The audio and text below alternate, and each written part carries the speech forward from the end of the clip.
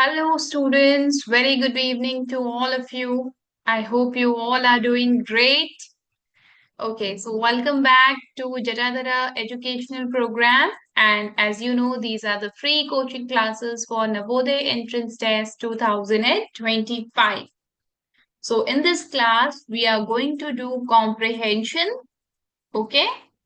And yes, let me tell you a few things before we start the class. There will be paragraphs that we will go through, and after that, we will do the questions. Okay, answers you have to tell me, and I'll give you 20 seconds time for each question, students. And yes, if you want to ask anything, please write it in the chat box. Chat box is already open for you, and also you can answer the questions in the chat box only. Okay. All right, so let's start with today's class, that is reading comprehension. And here is our first passage. Okay, students, we will read the passage together, and then I'll give you some time again to go through it, and then we will come up to the questions. Okay, let's read it. Girish Karnad was one of India's most celebrated playwrights, actors, and directors. Born in 1938 in Matharan, Maharashtra, he was a prominent figure in Kannada literature and theatre. Karnad's play often explored themes such as social injustice, mythology, history, and the complexities of human relationships. His work reflected the rich cultural diversity of India while questioning societal norms. Okay, some of his most famous plays include Tola, Hayavarna, and Naga Mandala, each of which contributed significantly to Indian theatre. Apart from his work in theatre, Karnad was also an acclaimed actor in both Kannada and Hindi cinema. He received numerous awards, including the Jananpith Award, Padma Bhushan, and Sahitya Academy Award, making him one of the most respected literary figures in India. Karnad passed away in 2019, leaving behind a legacy of thought-provoking work that continues to inspire. Okay, students, this was the passage. You have 1 minute time to go through the passage, and then we will do the questions. All right?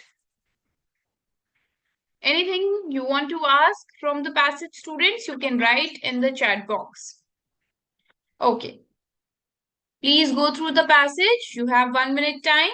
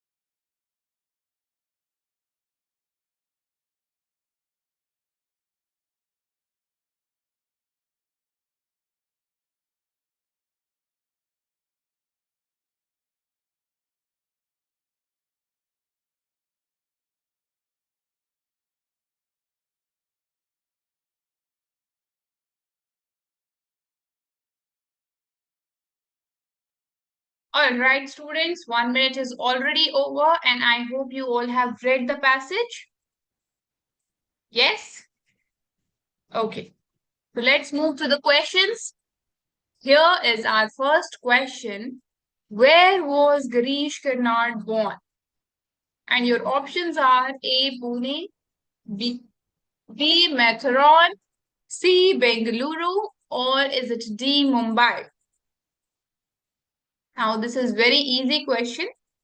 Yes, those who have read the passage, they will be able to answer. But being the first question, let me tell you the correct answer is option B, Mathran. Okay, Girish Karnad was born in Mathran. Next question is here. Which language did Girish Karnad primarily write in? And your options are A. Hindi, B. Marathi, C. Kannada, or is it D. Tamil? Okay, students, think and then answer, students. This is quite tricky question, but I know you all will be able to answer. Yes, your 20 seconds have started. I'm waiting for your answers in the chat box. You have to answer in the chat box.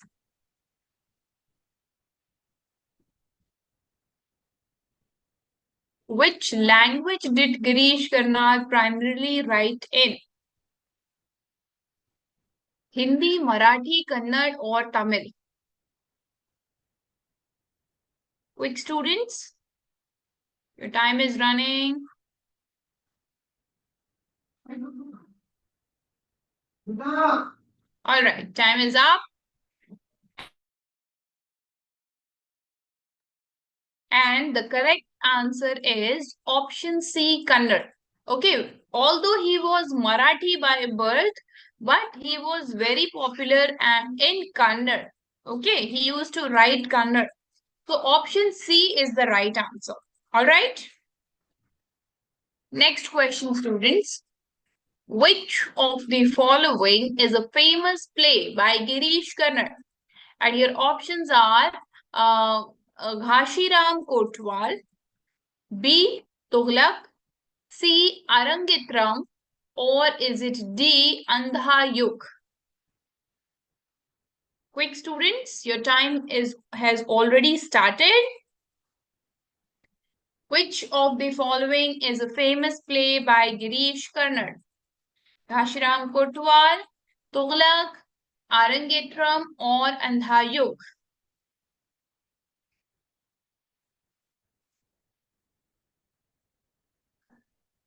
Come on, students, quick.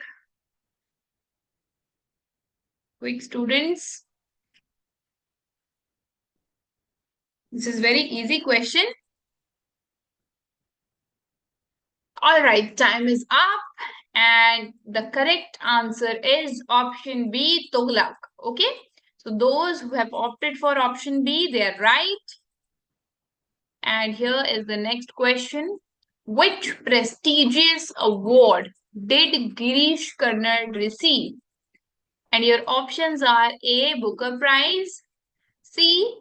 Padma Bhushan, C. Sahitya Academy Award, or is it D. Jananpith Award? So, which prestigious award did Girish Karnad receive? Booker Prize, Padma Bhushan, Sahitya Academy Award, or Jananpith Award? I am hoping quick responses, students. Come on, increase your speeds.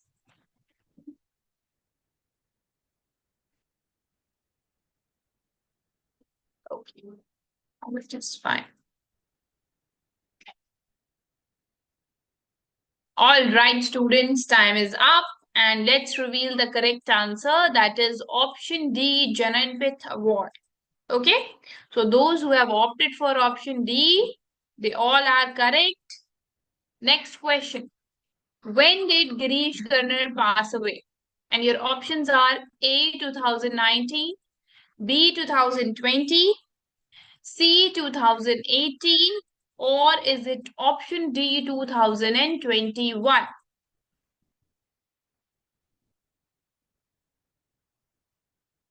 Come on, students, quickly answer in the chat box. Time is running very fast. You have only 20 seconds to answer each question. When did Girish Karnad pass away? 2019, 2020, 2018 or 2021?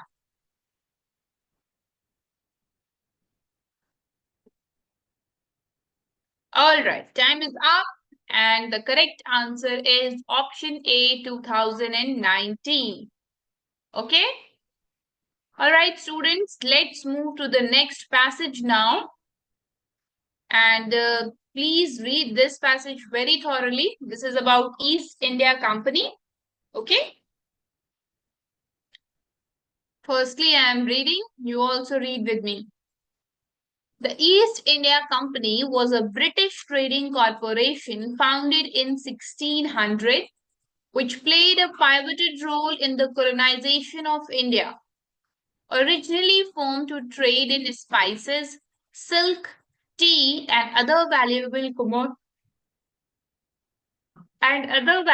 commodities, the company gradually expanded its operations to include military conquest and political control.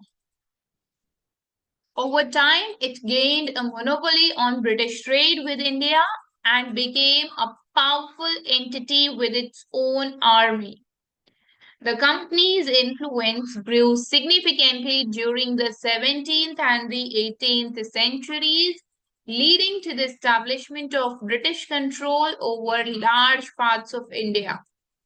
However, its exploitative practices, such as heavy taxation and the use of force to maintain control, led to widespread resentment. Okay.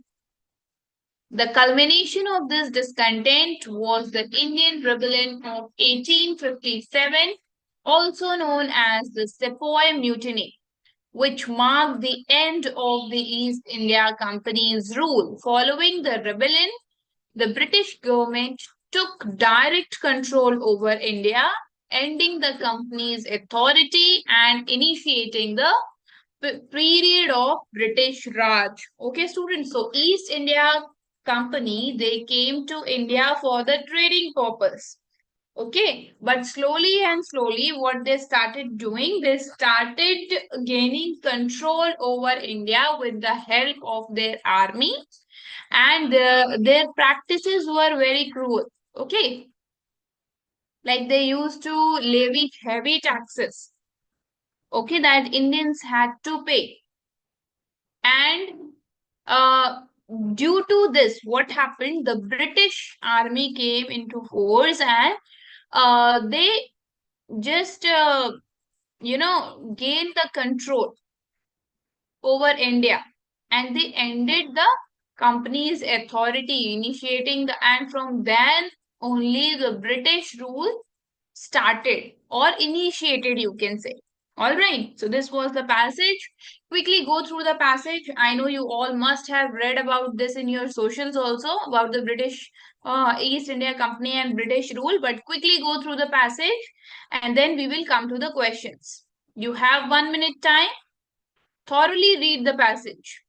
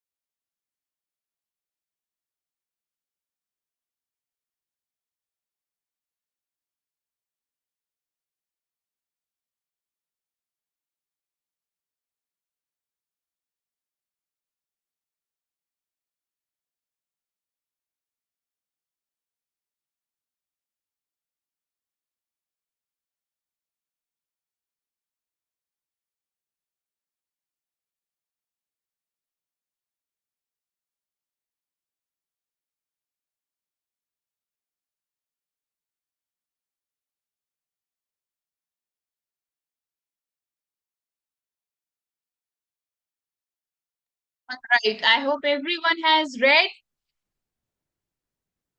Yes. Shall we move to the question, students? Quickly answer in the chat box. I hope everyone has read. Okay. Here is the first question. When was the East India Company founded?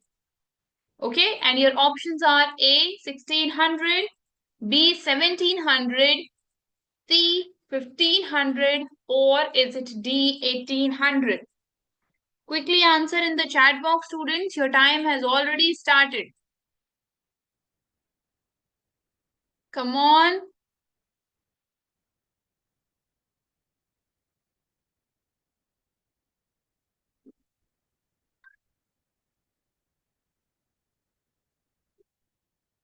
Quick, students. Few more seconds left. All right. The correct answer is option A, 1600. Okay. Those opted for option A, they all are correct. Next question we have. What was the primary purpose of the East India Company at its inception? Okay. And your options are A, military conquest, B, religious missionary work, C, trading in commodities, or is it D, political control?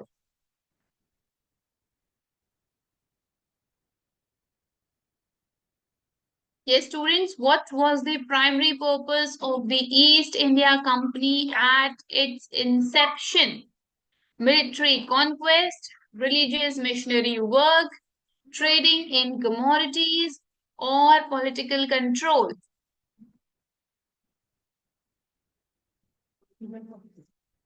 All right, I can see in the responses, many of you has mentioned the answer. And the correct answer is option C, trading in commodities. Very well done, students. Next question, keep this energy maintained. I want you all to be in the class with high energy. Next question, which of the following did the East India Company trade in? And your options are A, oil, B, spices, silk and tea, C, cotton, or is it D, textbooks? Which of the following did the East India Company trade in? Oil, spices, silk and tea, cotton or textbooks?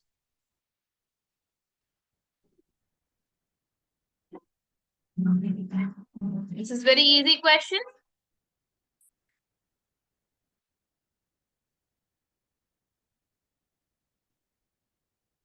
All right. Very well done, students. The correct answer is option B, spices, silk and tea. Next question. What led to the end of the East India Company's control over India? And your options are A, the Treaty of Versailles, B, the Indian Rebellion of 1857, C, the First World War, or is it D, the signing of the Magna Carta?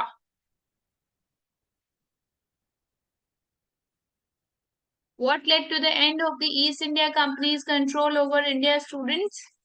Treaty of Versailles, the Indian Rebellion of 1857, the First World War, or the signing of Magna Carta?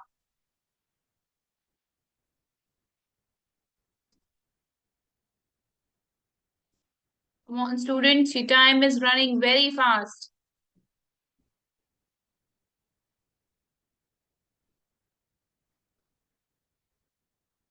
All right, time is up. And the correct answer is option B, the Indian Rebellion of 1857. Okay? Only option B is the right answer. Next question. After the East India Company's rule ended, who took control of the India? Okay? And your options are A, the United States, B, the Mughal Empire, C, the Indian National Congress, or is it D, the British government? Now, this is very easy question. I know you all will answer correctly. After the East India Company's rule ended, who took control of India? The United States, the Mughal Empire, the Indian National Congress, or the British government?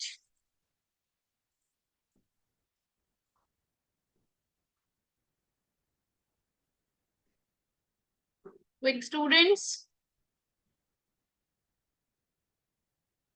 Very well answered, students. The correct answer is option D, the British government. All right, now let's move to another passage. Here is another passage that we have to do now. Two passages are over, and you all are doing great. Please maintain the pace in your exams as well as in your these classes as well. These are your practice sessions. If you will do good here, you will ultimately do better in your exams. Okay? All right, let's read this passage as well. Once upon a time, in a peaceful village, lived a young boy named Ravi. One cold winter morning, as he was walking to school, he saw an old man sitting by the side of the road. The old man looked tired, shivering from the cold, and had no shoes on his feet. His clothes were torn, and he was holding his stomach as though he was hungry. Okay? Ravi felt sorry for the man and decided to help. He took off his own warm jacket and gave it to the old man. Please wear this, it will keep you warm, Ravi said kindly. The old man smiled and thanked him. After that, Ravi ran to the nearby bakery and bought some bread with his pocket money. He returned to the old man and offered him the bread. The old man ate it gratefully, and Ravi felt happy, knowing he had helped someone in need. As Ravi was about to leave, the old man grabbed his hand and said, "You are a kind boy. Because of your kindness, good things will come to you." Ravi smiled, waved goodbye, and continued his way to school. Years passed, and Ravi grew into a successful man. One day, while walking through the market, he recognized the old man from that cold winter morning. The old man was now well dressed and was standing near a large store. He greeted Ravi warmly and said, "I remember you, Ravi. You helped me when I had nothing. Today I am in a position to offer you something in return. I am the owner of this store. Let me help you." Ravi was amazed and grateful, realizing that his small act of kindness had come full circle. Okay, so this was the passage. What was the moral of the story? Can anyone tell me? What was the moral of the story in this? All right, quickly go through the passage and then we will discuss questions. Those who have got the passage can tell me what was the moral of the story.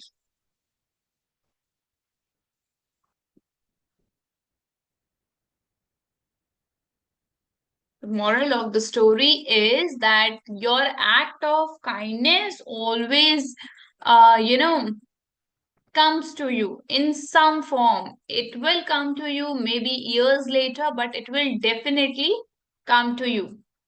Maybe you will not realize that this is the reward of your kindness. Maybe success will come. Maybe anything can be. And if you do bad deeds, what will happen? Bad things will come to you. Okay? So it is always said that do good and get good. Okay. Read the passage thoroughly, students.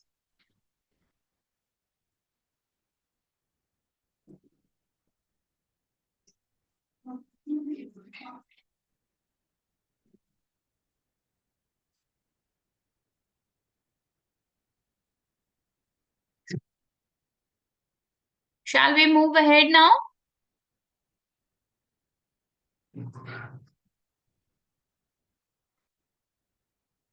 Okay. Here is our okay. Moral is also given. Kindness is a powerful force that can change lives. Okay? A simple act of kindness can lead to unexpected rewards and create lasting bonds. Okay? So this was the moral of the story. Now let's come to the questions. What did Ravi give to the old man to keep him warm?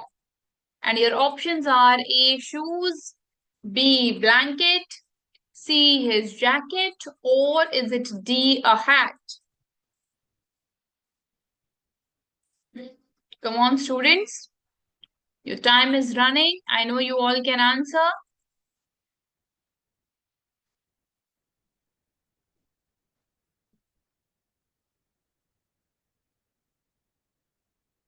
Come on, time is running very fast, students. I want more responses from you all.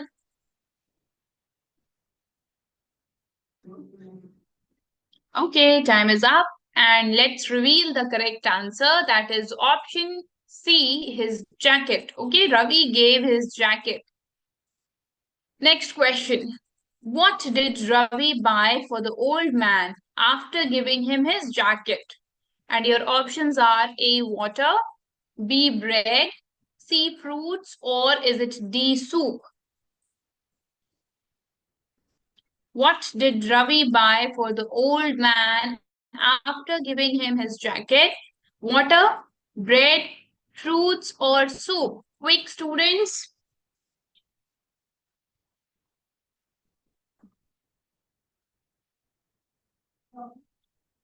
Come on.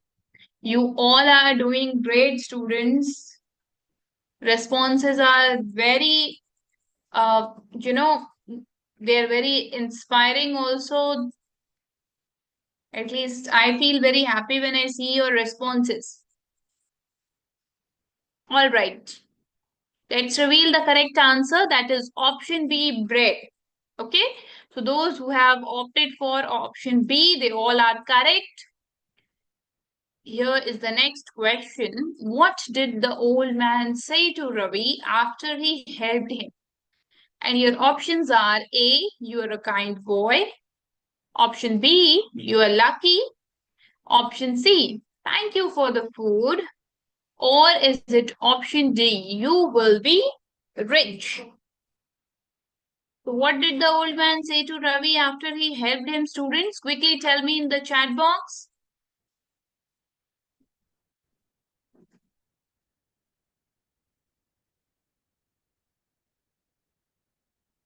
Come on, students, few seconds left. I want you all to answer as soon as possible.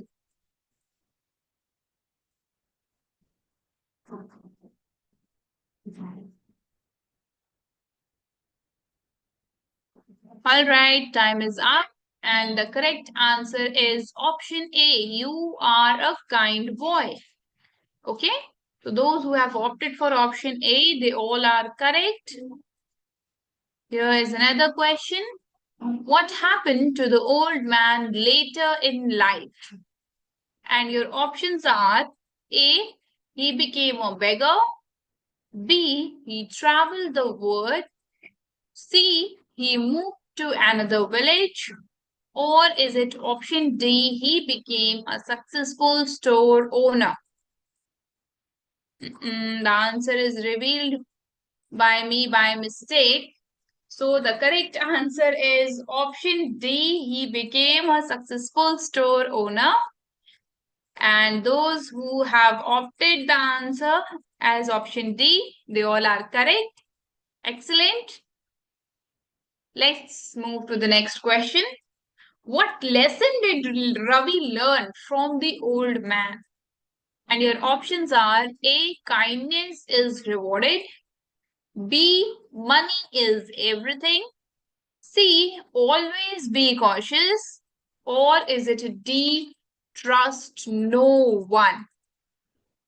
So, what lesson did Ravi learn from the old man? Kindness is rewarded, money is everything. Always be cautious or trust no one. And your time has already started. Okay. Your responses have also uh, started. Very well. All right, students, be very quick while you're answering, but think and then answer. Be very careful as well while answering. Okay, students, very few seconds left. I want few more responses that can come from your side. Come on. All right. Let's reveal the correct answer. That is option A, kindness is rewarded.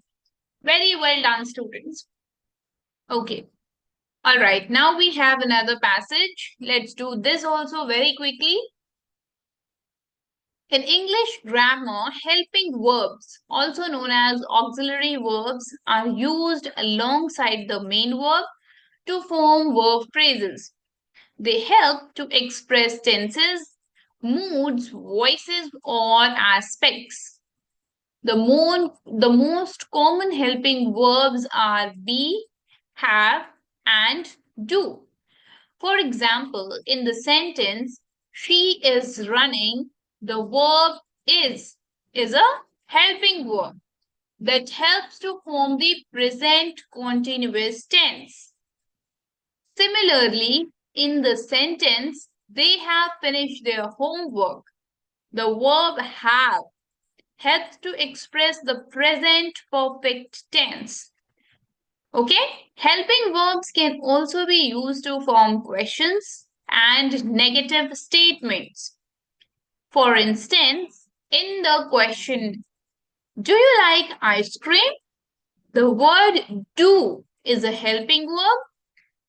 Together with the main verb, helping verbs are crucial in providing clarity and detail to the meaning of the sentence. Okay? You all know about helping verbs, right? So quickly go through the passage. If you want to ask anything, you can write your questions in the chat box. Otherwise, we can move to the questions. But you have 1 minute time to go through the passage.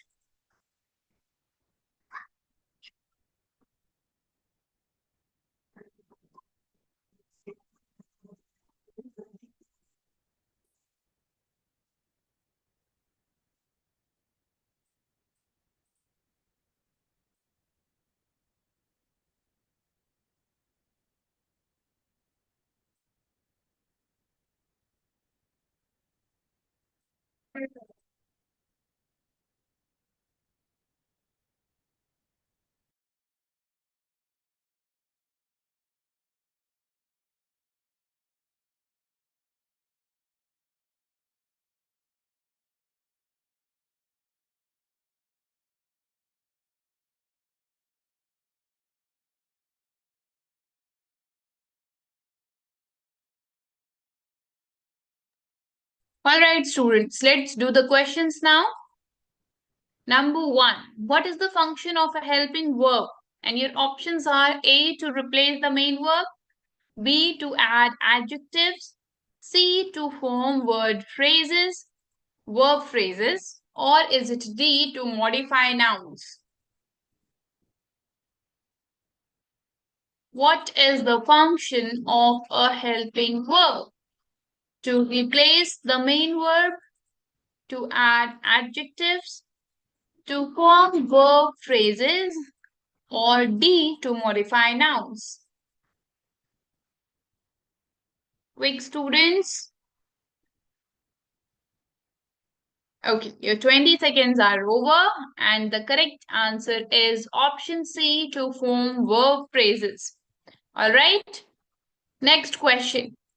Which of these is a common helping verb? And your options are A, quickly, B is, C, running, or is it D, beautiful?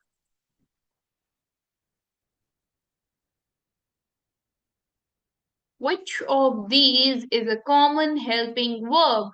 Quickly, is, running, or beautiful?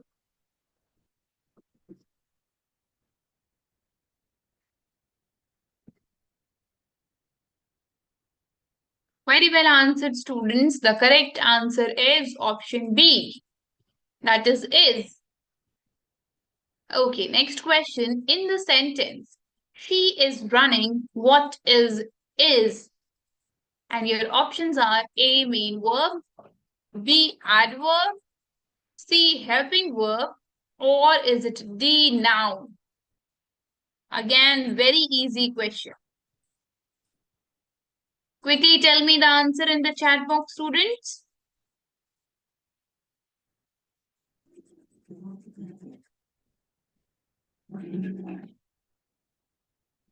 Yes, option C is the right answer, students. That is helping verb.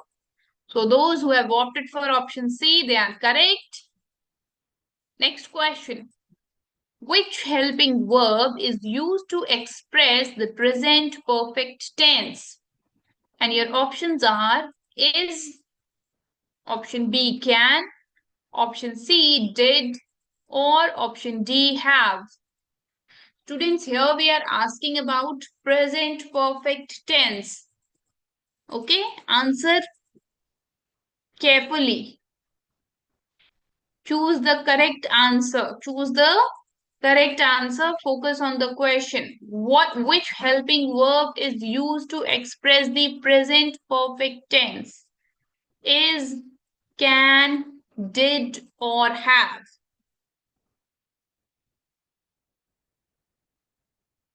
All right. The correct answer is option D, have. Okay. Next question.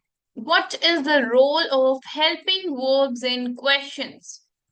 And your options are A, to form the verb phrase, B, to replace the subject, C, to form the main verb, or is it D, to express time? What is the role of helping verb in questions? To form verb phrase, to replace the subject, to form the main verb, or to express time?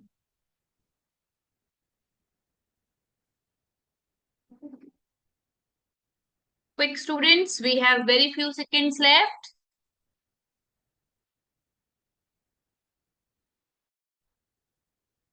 All right, very impressive answer, students. That is option A is the right answer. Very well done. To form the main verb. Option A is correct, students. Okay.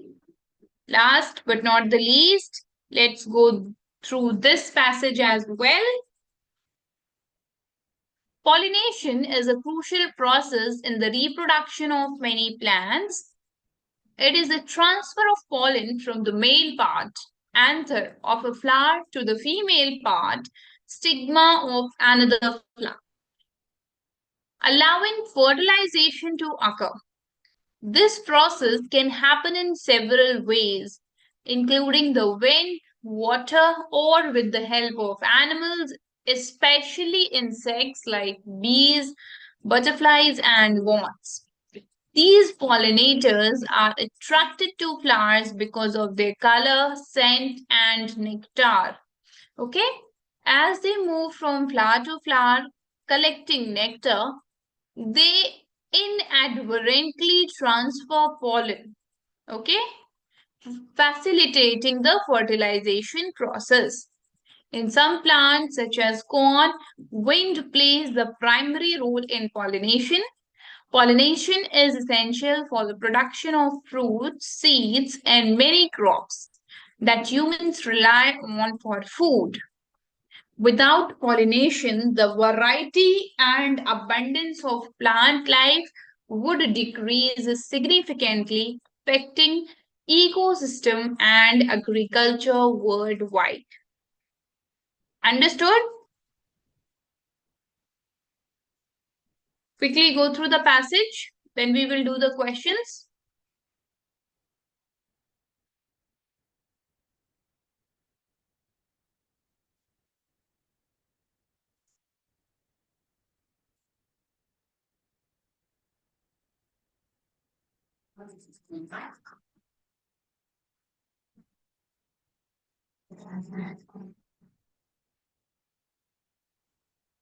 All right, students, now let's move to the questions. Uh-oh. What is the purpose of pollination? And your options are A, to create flowers, B, to transfer seeds, C, to enable fertilization, or is it D, to grow trees?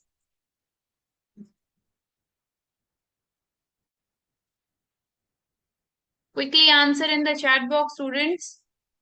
Your time is running. Okay, the correct answer is option C, to enable fertilization. Next question, which of the following is a primary pollinator? And your options are A, fish, B, bees, C, dogs, or is it D, birds?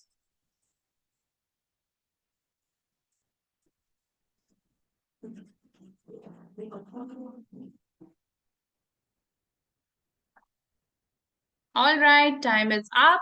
And the correct answer is option B, bees. Okay, those who have opted for option B, they are correct. Here we have another question. Which part of the flower receives the pollen? And your options are A, stigma, B, petal, C, stamen, or is it D, leaf? I know you all know this answer. Which part of the flower receives the pollen? Stigma, petal, stamen, or leaf?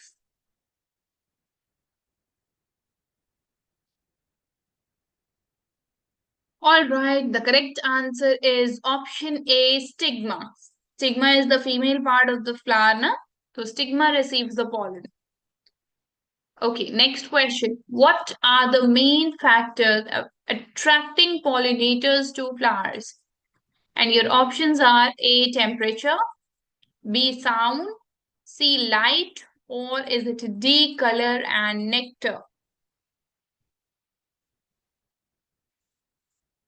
Quick students, you all are doing great. Okay, I can see the responses are very high. Yes, students, that's right. The correct answer is option D, color and nectar. Very well done. Next question.